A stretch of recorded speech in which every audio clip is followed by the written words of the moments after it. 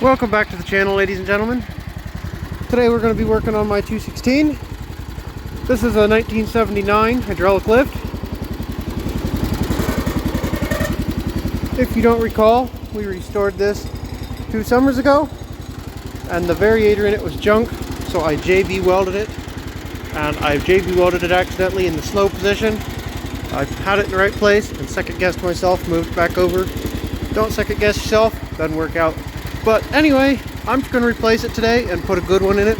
I've got on the parts shelf. So this thing's been sitting here warming up for 5 minutes, 10 minutes, something like that. So I'm going to take you out and show you kind of what I mean. It goes really slow.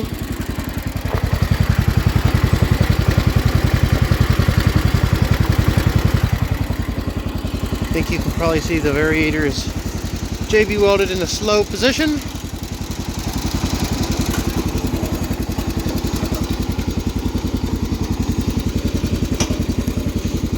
That's second gear.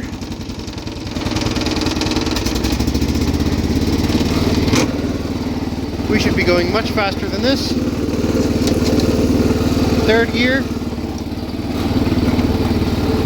Should be going way faster than this.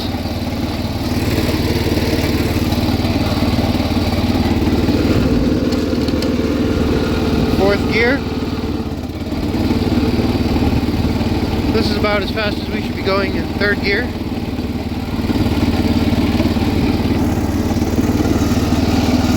Because of that, I've only put 3 hours on it. So let's get that fixed. That way we can use it a little bit more and easier. I'm going to try and plow some snow with it this winter if we get any.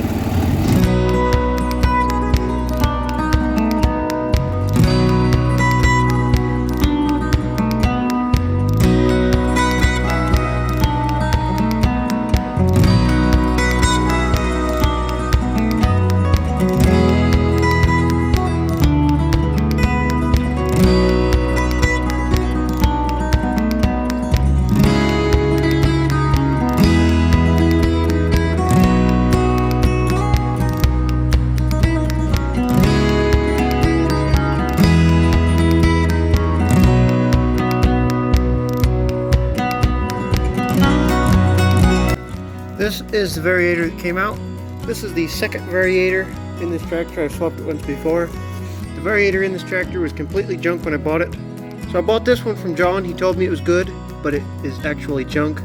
And he later then told me, oh yeah, that was junk, and then he tried claiming that he told me that. But he didn't. So we're just going to switch it out again. You see my JB weld didn't hold. This thing kind of moves around. So we're just going to go ahead and throw this one in here. This one's not perfect shape. There's a little bit of a wobble, but I don't think it's enough to hurt. I think it's going to work just fine. This seems to slide okay. I'll probably put some sort of lubrication on it before I actually put this together, but that should do the trick. The only thing I got to figure out is why that's different. So I might just have to take the variators off and switch them or something. This was on the 200 series shelf, so in theory it should be right, but it is completely different. I was just editing this video and realized I did not explain exactly what all is different with these variators, why I didn't just switch the variator part. So besides what I pointed out, this one has an extension with a pin, and this one just has a hole. As you see, there's a big spacer here and not here. I'm not sure which one's correct. I'm assuming this one, but I do not have the original variator for it anymore. This is the style that was in that 75 212. The 216 I parted out did not have one, so I'm guessing that this is for either a 100 series or a far newer model. But if you look, this one's got an extension in between on both of those. This one's not got an extension. And this has less coming out here. Also, that one has a smaller hole than this one.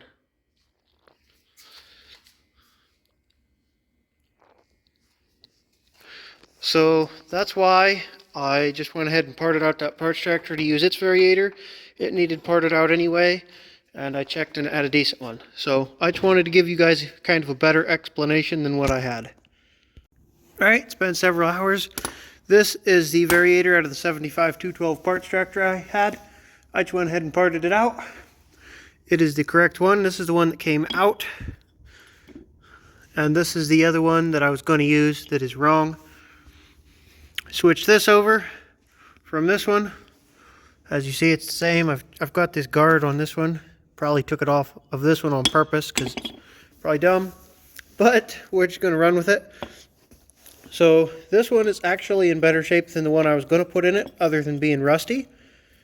So let's get this shoved up in and hooked up, and then we'll go test her out.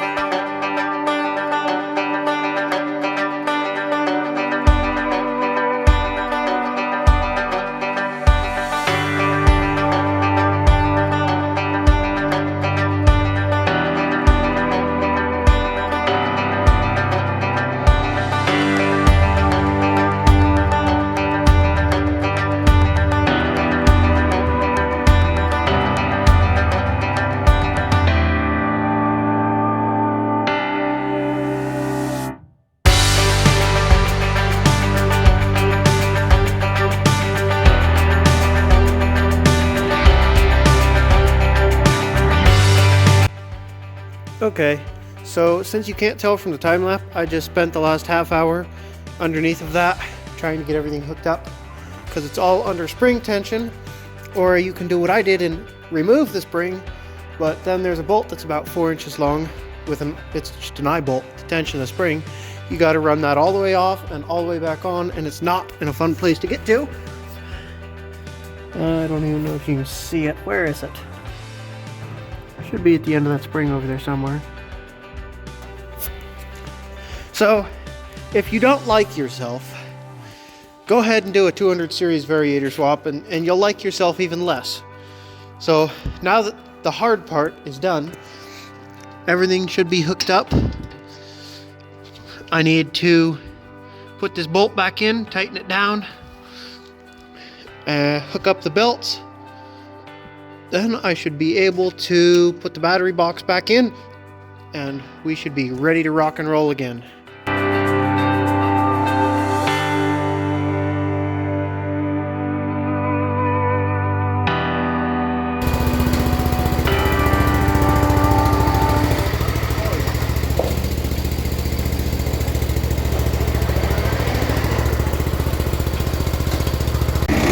Alright, ignore the rattling. The hood. This tractor's always done that. I don't know why. I'll open it so you don't hear it.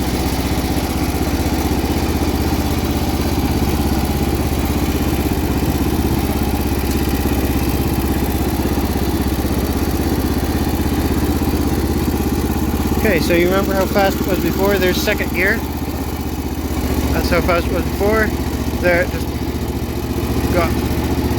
went full. This is better, and this is an idle.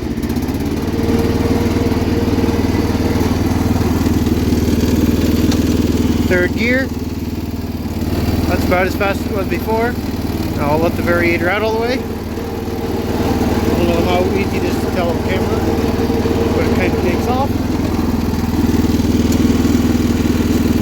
Fourth gear, this is about how fast it was. Let it take off.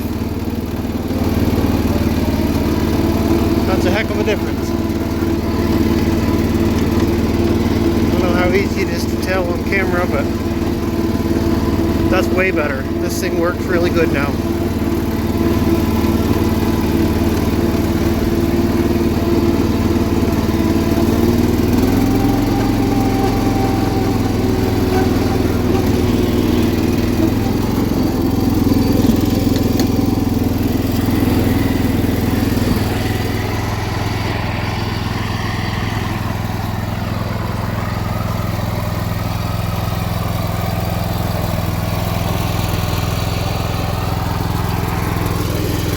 Running much better.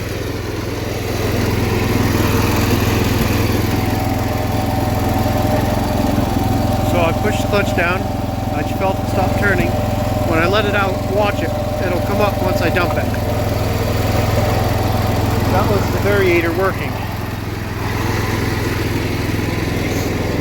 Not working 100% like I believe it's probably supposed to, but I'm not sure. I'm not a variator expert. I know it works a lot better than what it did have. So guys, that's going to be a wrap for this video. If you enjoyed it, hit the like button, leave any comments you have down below with questions and other assorted comments that you might have. Thanks for watching, guys. I'll catch you on the next one.